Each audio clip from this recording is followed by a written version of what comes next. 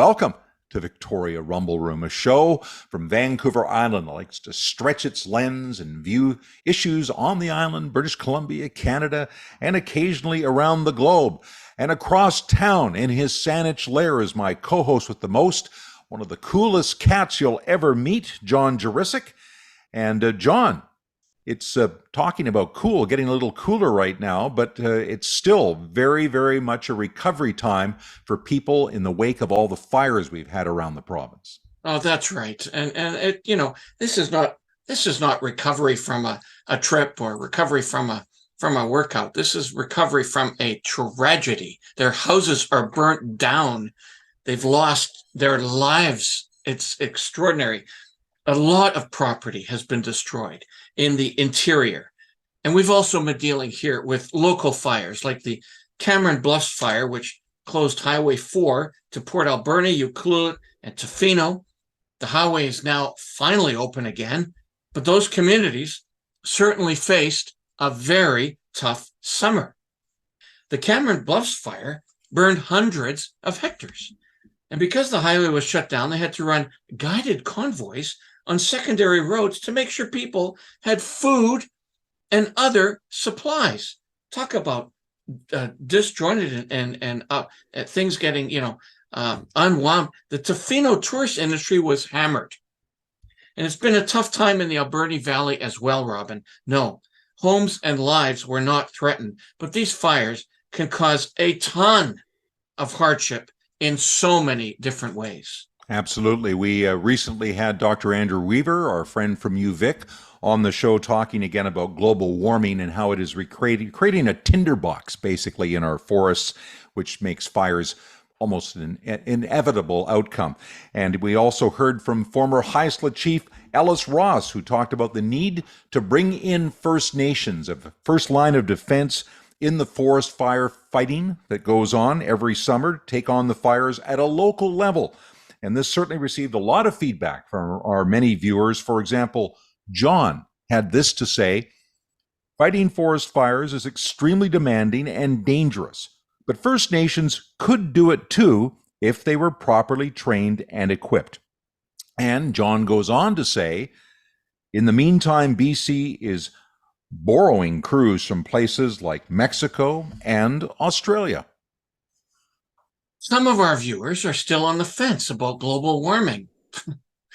Several strongly suggested these forest fires have a lot more to do with human neglect and even arson. That's likely part of it. Raymond wrote us to say, man-made fires. That's what you should be telling the truth about. It's all about control.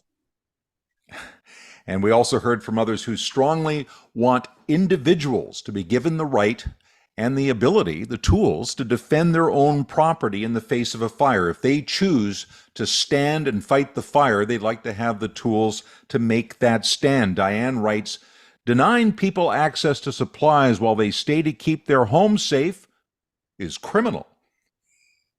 And I agree that we need well-trained, well-equipped firefighters in the forest. It's very dangerous if they are not properly trained and equipped. I have nothing but respect for people who want to get out and fight the fires and defend their homes. And maybe that's up for a debate about what that could look like. And as for First Nations and forest workers getting involved, the more the merrier. The more people we can get trained and out there fighting the fires, the better we're all going to be. I have to say I am a little bit concerned about people who aren't trained being out there with a hose trying to stop a massive forest fire. I think that could be very dangerous, but we need to have these discussions. Important for us as a society to talk about these things. But now I'd like to shift things over, John, and talk a little bit more about Ellis Ross. It's a terrible situation that he's been facing. Skeena MLA Ellis Ross has been a regular guest on our Rumble Room. I think we've chatted with him 3-4 times over the course of a couple of years. He has a very unique perspective on the economy, the natural resource industry, human rights issues, because not only is he an MLA, but he's also a former First Nations chief. Ellis ran for the leadership of the BC Liberals, and while Kevin Falcon was the eventual winner, Ellis certainly enhanced his reputation and got a lot of votes. He did. He's a very, very powerful speaker with a big message. And we were extremely upset when we heard Ellis, who had just arrived back home, was out cycling in the Kitimat area, involved in a cycling accident.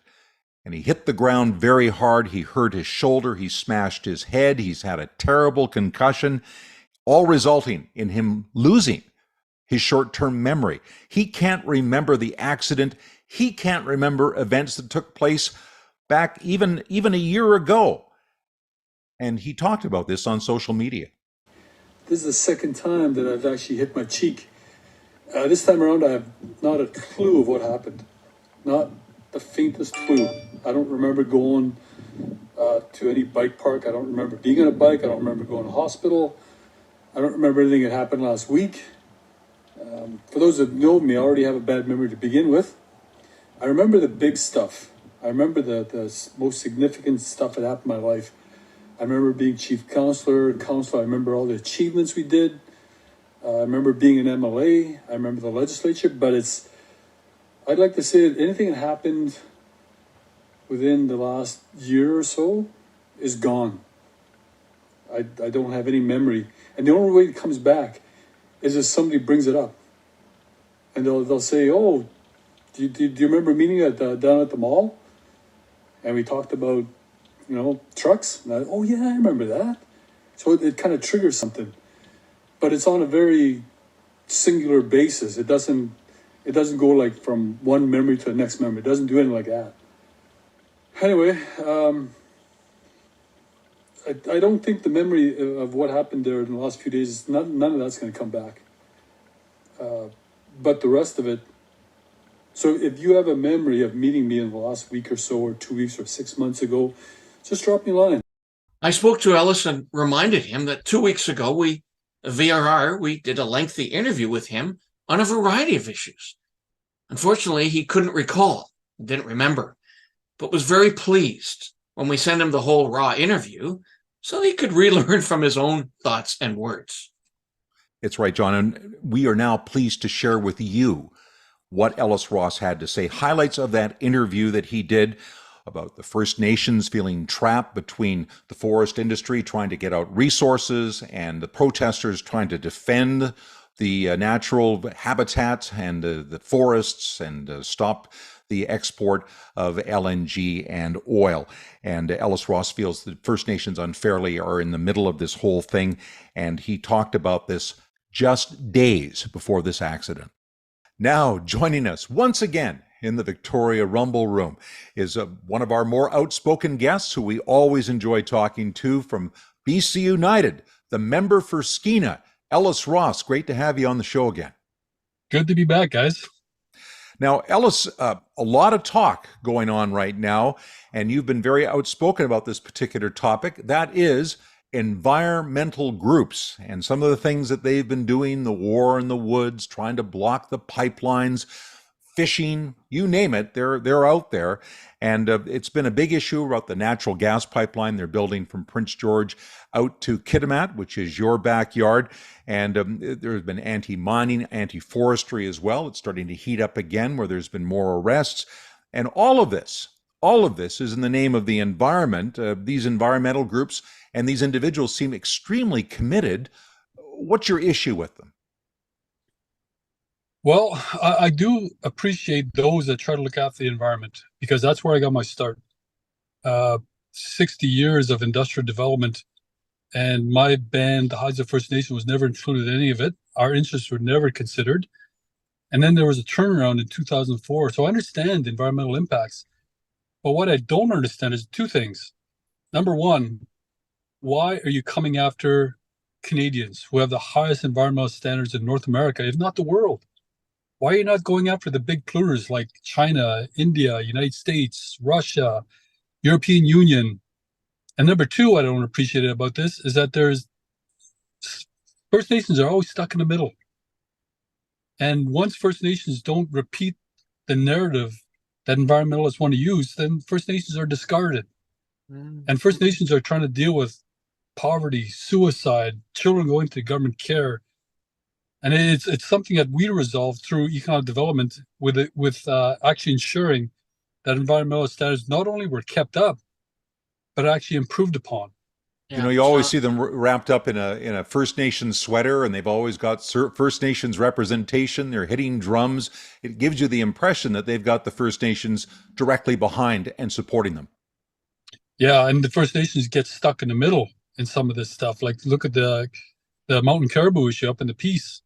First Nations got stuck in that with an agreement signed with the BC government. Look at Fairy Creek, the logging that was happening down there. First Nations were saying, we're the ones doing the logging and we're trying to do this, to improve the lives of our people. So they get stuck in the middle. And that's not right. That's not what reconciliation is all about.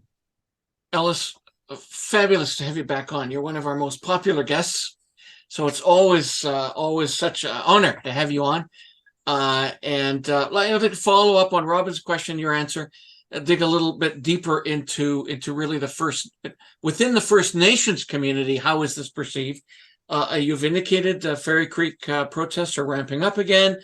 Pachudat First Nation has asked them to leave, but they're determined to stop island growth logging. Yet there's a Pachudat elder standing with the Fairy Creek protesters. So how divided are actually First Nations communities about resource development?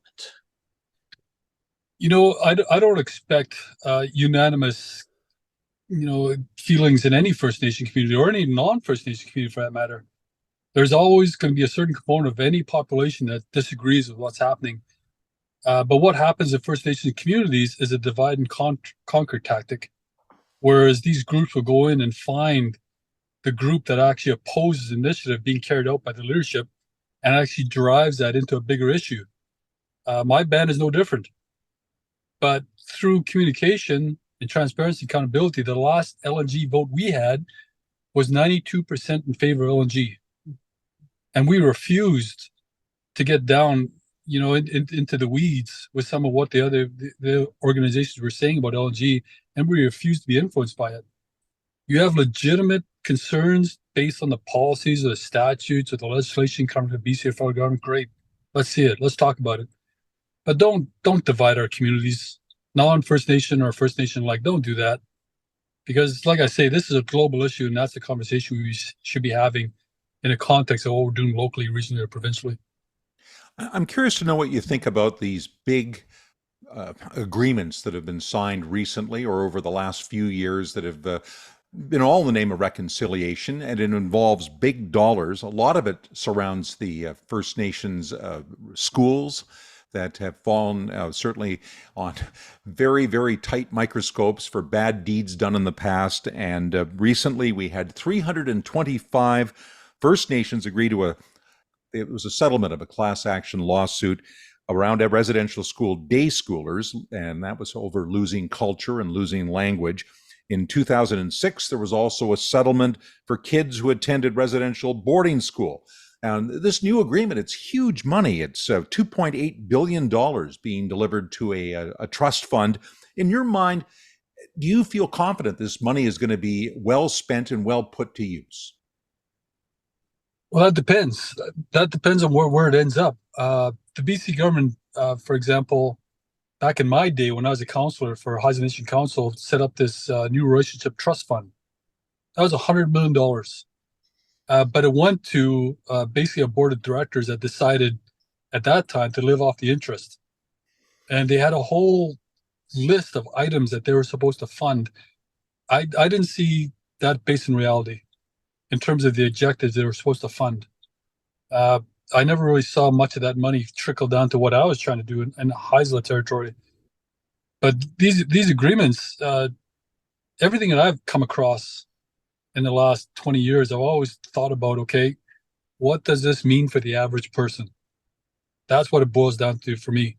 The person that's trying to get out of prison, stay out of prison, for the single mom, for the kids that are in government care, for the guy that's contemplating suicide, what does it mean for that person? And more often than not, that's why I decided to walk away from all those types of agreements as a Haida Nation chief counselor. I really didn't want anything to do with federal government money or provincial government money. I wanted to find a way to engage in the local economy so we could basically dictate where our future is going to be. So it all depends on how they plan to actually distribute these dollars. Does it go to a local organization, a provincial organization? Is it a board of directors? And then what is the plan? It's not the first time that this type of cash settlement has been made out, but it's the proof is in how they actually implement it in the 5, 10, 15, 20-year period. Yeah. Ellis, it's now emerging as a consensus community opinion that the lack of affordable housing is now becoming the number one crisis, arguably amongst many number one crises in our community. My question to you is around housing development on First Nations property. There have been major proposals in Vancouver by Squamish and Musqueam. Other bands on Vancouver Island are also looking at development, like the new Bamberton project in Brentwood Bay.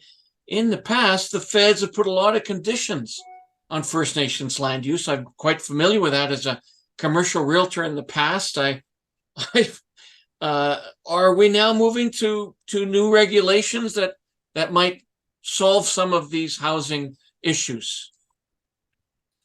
No, I think what you're really seeing now is two things. Number one, First Nations are starting to figure out that basically they can do whatever they want on reserve lands. Nobody's going to come in and place you, and tell you what to do or what not to do. That's slowly disappearing, under the failure of the Indian Act.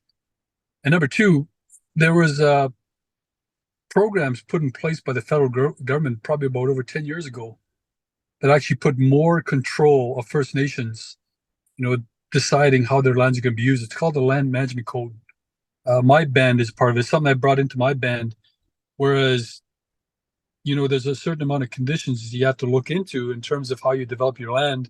But basically, all that groundwork is done by your band. Now, the backstop is still the federal government under the Indian Act, just in case things go really terribly wrong. But other than that, if you abide by the Land Management Code and you sign on to it, agreements on how to deal with your land can take anywhere from 1 week to 2 weeks, basically a rubber stamp from your band council as well as the federal government. Whereas without a Land Management Code, it could take you 2 years, 5 years, 10 years, just in the bureaucracy of dealing with Indian Act agents. So I think those two issues combined are actually pushing First Nations to think more about developing their own lands. I wanted to ask you about the fish farming industry, Ellis, which is a big generator of jobs and economic growth for a number of First Nations bands, particularly on the upper Vancouver Island and on the upper coast. A lot of people up there are depending on that industry, but there still is a lot of negative feelings about Atlantic salmon, and of course the open pens come under a lot of criticism for how they may or may not be destroying the wild stock. So wouldn't this be the time for the federal government to really step in with some significant money for assistance for First Nations? I mean, we've just had all this money announced as compensation for what's been going on for the past. But for the future, wouldn't this be a time for money to come out of the coffers to build good, solid, on-land facilities so we can still have fish farming and it can be done in a safe way? Wouldn't that be a way to reconcile, to build economic development for the future? I looked into that issue when I was a chief counselor, and I looked at it from all different angles. I actually toured Kitasoo's fish farm. I actually toured a fish farm down in Vancouver Island. And it's such a big issue. It's such a global issue. And there's actually consequences that governments are not considering.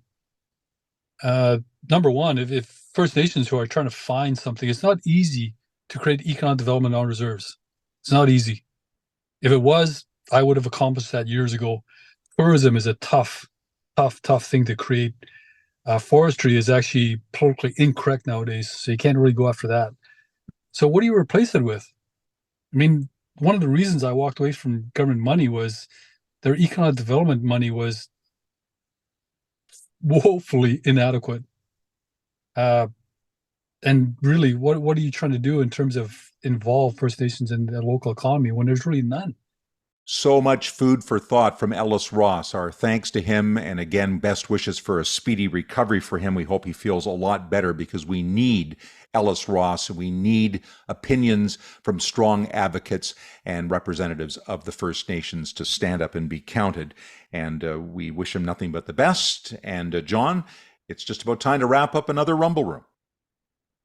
Robin, that's right. I also want to say how much respect I have for Ellis. I'm a fellow bike rider and have fallen. And those are tragic events. You can really hurt yourself.